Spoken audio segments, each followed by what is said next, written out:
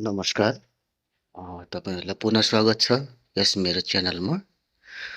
आज पुनः मैले केही छोटो क्लिप्सहरू लिएर उपस्थित भएको छु, जुन चाहिँ मेरो वर्क प्लेसबाट हो। यो चाहिँ खुर्सानीबारी ग्रिन चिल्ली साह्रै मजाले फलिरहेछ। हेर्नु अहिलेको काम चाहिँ ग्रिन चिल्ली भित्र भइरहेको छ। अन्त साथीहरू हुनुहुन्छ।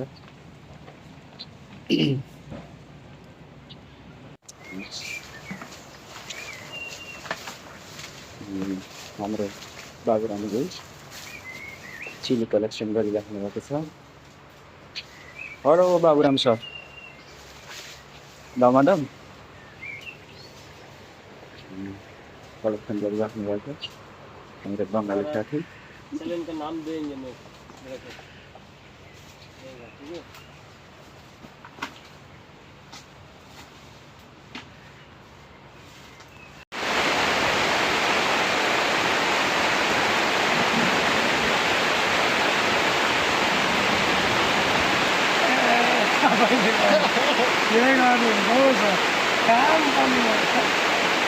सानो क्लिप गरेँ के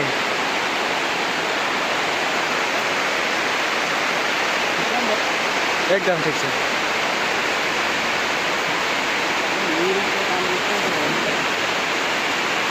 जति न्युरो त्यति युरो हो नि त।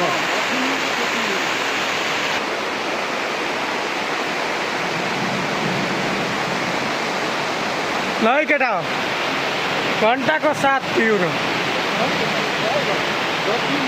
जति न्युरो उति युरो भनेको यही हो। खोर्सानी टिप्या छन्। कस्तो छ सर काम? काम कस्तो लाग्यो तपाईँलाई? यो काम सन्तुष्टि हुनुहुन्छ? यो काममा पानी परिरहेछ।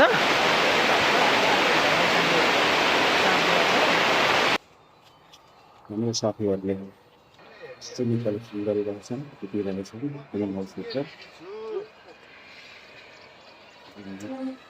म चाहिँ त्यही सानो क्लिप बनाउँ भनेर अलिकति बिक्रीतिर लागेको छु। म चाहिँ साथीभाइको तुलनामा अलिकति कम्ती नै हार्भेस्टिङ गर्छु, किनकि म चाहिँ यसरी नै घुमिरहेको चाहिँ बिक्रीहरू बनाइरहेको हुन्छ। त्यो हिसाबले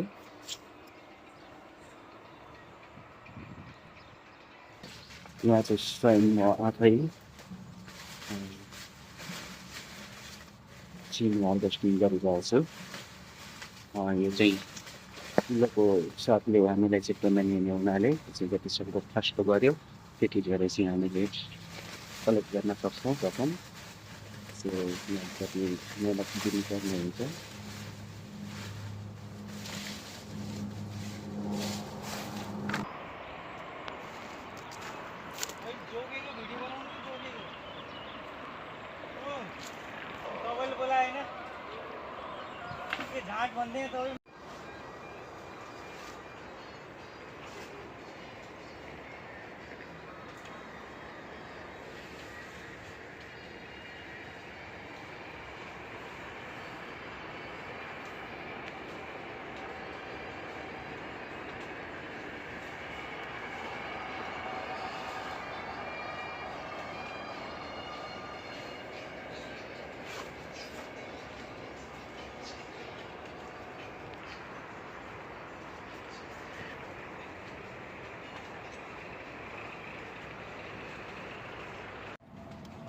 यो चाहिँ क्याप्सिकम, यो टनमिरेको चाहिँ ठुलो मात्रामा चाहिँ खेती লাগিएको छ क्याप्सिकमको।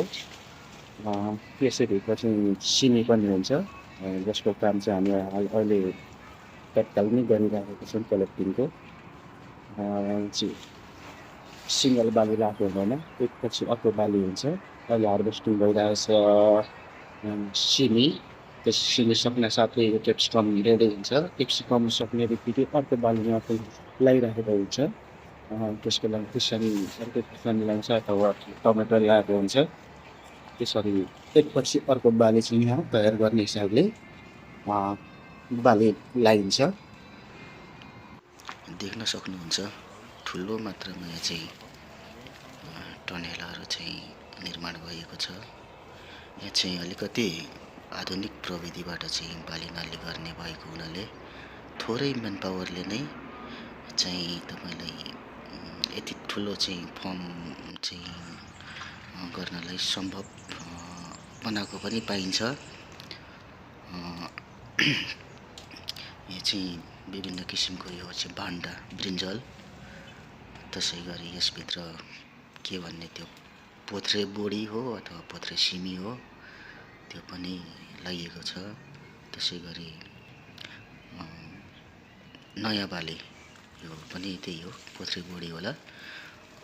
यसै गरी एक दुई प्रकारको चाहिँ एक दुई प्रजातिको चाहिँ खुर्सानीको पनि खेती छ, टमाटरको। त्यसै गरी पम्पकिन के भन्छौँ हामी, चाइनिज फर्सी भनेर जान्दछौँ। ती विविध प्रकारका चाहिँ तरकारी बालीहरूको चाहिँ खेतीपाती यहाँ रहेको छ। ठुलो मात्रामा खेती लगाएको हुनाले यहाँ चाहिँ स्प्रे भइरहेछ। यहाँ चाहिँ ट्याङ्कीबाट गऱ्यो भने गाडीबाट गरिन्छ। यो चाहिँ हाम्रो जिल्ला नजिकै रहेको गार्डन, फ्रुट गार्डन हो।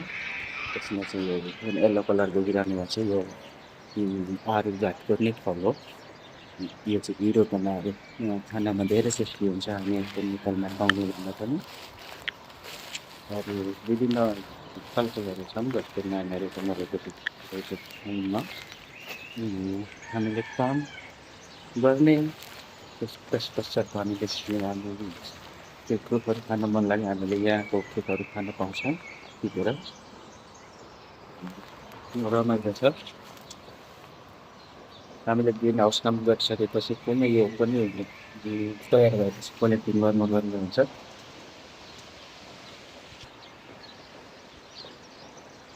फलफुलको चाहिँ खाने नै हुँदो रहेछ हिरोमा। यति धेरै फलफुल छन् अनि फलफुललाई बिगार गर्ने बाँदर चाहिँ नपाउँदो रहेछ फेरि। यहाँको लागि चाहिँ बाँदर चाहिँ हामी नै भइरहेछौँ। बाँदरको भूमिका निभाइरहेछौँ हामीले।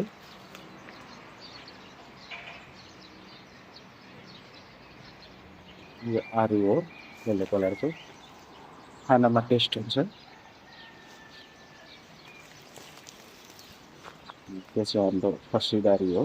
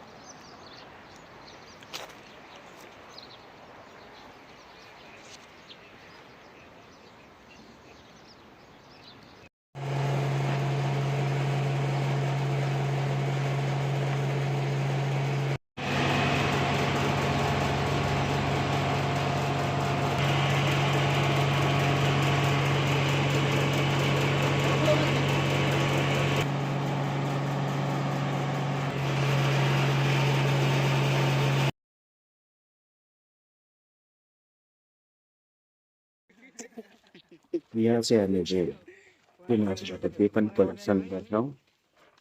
त्यसपछि वेट गरिन्छ। त्यसपछि हाम्रो पारिश्रमिक पनि निर्धारण पनि गर्दै गरिन्छ।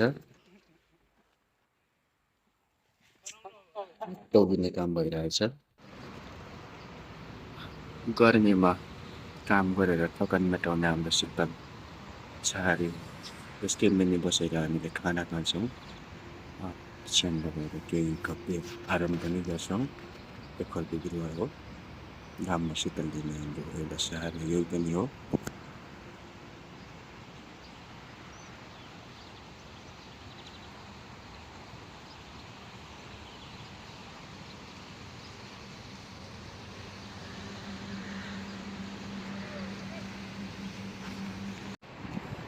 ग्रिन हाउसबाट कलेक्सन भएको सामानहरू हामीले यहाँ तौलिने काम भइरहेको छ। हामीले जे पनि कलेक्सन गर्छौँ त्यसको चाहिँ वेट यहाँ गरिन्छ। वेट गरेर हाम्रो चाहिँ पारिश्रमिक कारण पनि यहीबाट हुन्छ। कतिपय कुराहरू चाहिँ प्राइभेसी हुन्छ, त्यही भएर यो ओपन गर्नु पनि हुँदैन, के पाउँछौँ कति पाउँछौँ भनेर। यो चाहिँ हामीलाई हाम्रो मालिकले चाहिँ प्राइभेसी राख्न नै भनेको हुन्छ। हाम्रो तौलिने काम भइरहेछ। तौलेर गाडीमा हाल्ने, गाडीमा हालिसकेपछि स्टोरसम्म स्टोरेज गरिन्छ। तौलिने कार्यक्रम भइरहेको छ। यहाँ हाम्रो साउजीमा चाहिँ उहाँ ग्रिन क्याप लाउने हुनुहुन्छ, उहाँ चाहिँ यहीँको लोकल बासिन्दा हुनुहुन्छ।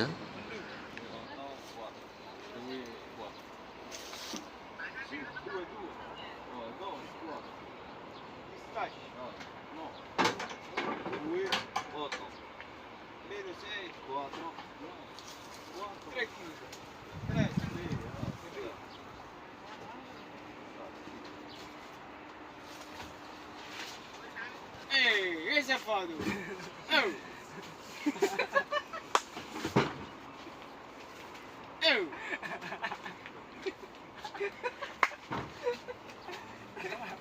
मलाई चाहिँ साउजीले भिडियो नगर्नु भनेर अनुरोध गरिराख्नु भएको छ। वहाँनिर आउनु भएको छ।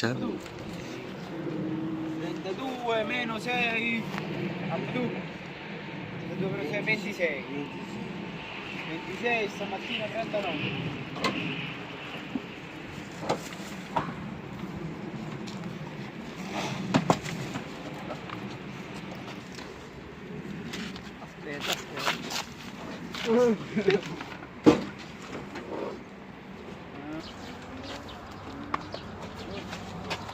Esse é Paulinho. Oi.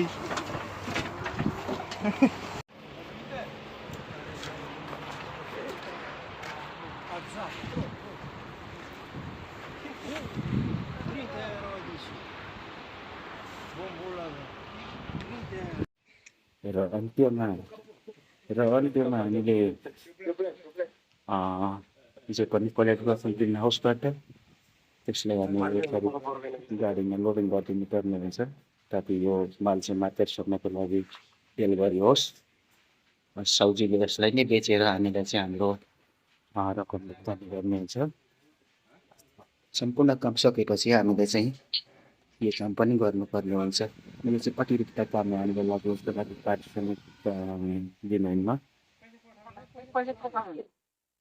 गाडी लोडिङ भएर तयार छ। तपाईहरुलाई भिडियो कस्तो लाग्यो? मन परेमा लाइक सब्स्क्राइब गरिदिनु होला। फेरि आउनेछु। नमस्कार, धन्यवाद।